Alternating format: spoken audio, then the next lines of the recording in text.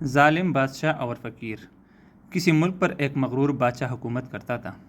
وہ ہیرے جواہرات، شان و شوکت اور اپنے جاہ و جلال کے نشے میں بدمست ہو کر رعایا کی طرف سے بالکل غافل ہو چکا تھا، اور اسے ان کی مشکلات اور پریشانیوں کی کوئی فکر نہیں تھی۔ کچھ لوگ اس کے لیے بد دعائیں کرتے تو کچھ لوگ اس کے لیے ہدایت اور نیک توفیق کے طلبگار بھی ہوتے۔ ایک وقت آیا جب خدا نے رعایا کی سن لی۔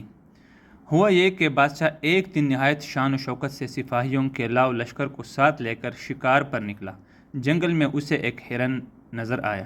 اس نے اس کے پیچھے گھوڑا دوڑا دیا۔ ہرن کا تعاقب کرتے ہوئے وہ بہت دور نکل آیا اور راستہ بھٹک گیا۔ وہ اپنی محافظ دستے اور تمام درباریوں سے بچھڑ گیا تھا۔ ادھر انہوں نے بادشاہ کو بہت ڈھونڈا، لیکن گھنے جنگل میں مایوسی کے سوا کچھ ہاتھ نہ آیا، اور یوں بھی رعایا کی طرح بادشاہ کے سپاہی اور درباری سب بھی اس کی اکڑ اور غرور سے تنگ آ چکے تھے۔ انہوں نے اپنے فرمانروا کی تلاش بند کر دی اور واپس لوٹ گئے۔ بادشاہ سارا وقت راستہ تلاش کرتا رہا، لیکن نہ تو اسے اپنے محل کی طرف جانے کا راستہ ملا اور نہ اس کے درباری۔ اس دوڑ دھوپ میں اسے پیاس لگنے لگی، مگر کہیں بھی پانی نہیں ملا۔ میلوں چلنے کے بعد اسے بہت دور تک ایک جھونپڑی نظر آئی تو وہ خوشی سے پاگل ہو گیا۔ اس نے سرپٹ گھوڑا دوڑایا اور جھونپڑی تک جا پہنچا۔ وہاں ایک بزرگ بیٹے عبادت میں مشغول تھے اور ایک طرف کونے میں پانی کا گھڑا رکھا تھا۔ بادشاہ نے بڑی بےتابی اور خشک زبان کو بمشکل حرکت دے کر بزرگ سے پوچھا، پانی مل جائے گا؟ ایک گلاس؟ ہاں مل جائے گا، مگر ایک شرط پر۔ بزرگ کی پرجلال آواز جھونپڑی میں سنائی دی، مجھے ہر شرط منظور ہے، میں اس سلطنت کا حاکم ہوں، پانی پلا دو۔ بادشاہ نے بےتابی سے کہا، مگر اس موقع پر بھی اس نے اپنی امارت کا احساس دلانا ضروری سمجھا تھا۔ پہلے شرط سن لو، پانی کے گلاس کے بدلے میں تمہاری پوری سلطنت لوں گا۔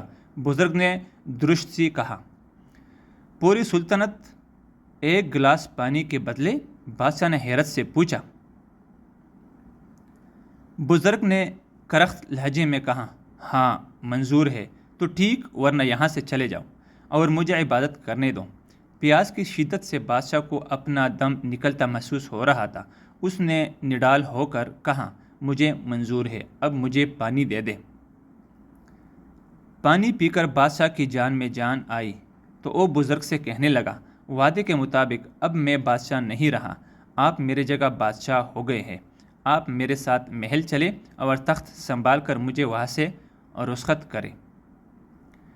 بادشاہ کی بات سن کر بزرگ نے مسکراتے ہوئے اور ایک بے نیازی کے ساتھ کہا، جس سلطنت کی قیمت ایک گلاس پانی ہو، اس کی حقیر بادشاہت لے کر میں کیا کروں گا؟ یہ سن کر بادشاہ بہت شرمندہ ہوا۔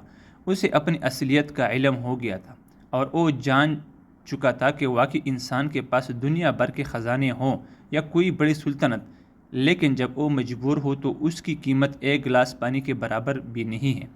بادشاہ کے دل سے شان و شوکت اور اپنی امارت کا سارا ذوق و شوق اور ہر آرزو گویا جاتی رہی۔ اس نے خدا کا شکر ادا کیا کہ آج سے ہدایت ملی۔ بادشاہ نے ایک اچھے حکمراں کے طور پر زندگی بسر کرنے کا فیصلہ کر لیا۔ تب اس بزرگ نے بادشاہ کو گھنے جنگل سے نکالا اور محل تک جا پہنچایا۔ اس موقع پر بادشاہ نے بزرگ سے وعدہ کیا کہ وہ اللہ کے بندوں کے ساتھ بھلائی کرے گا اور اپنی رعایا کی خبرگیری کرتا رہے گا۔ Thanks for watching.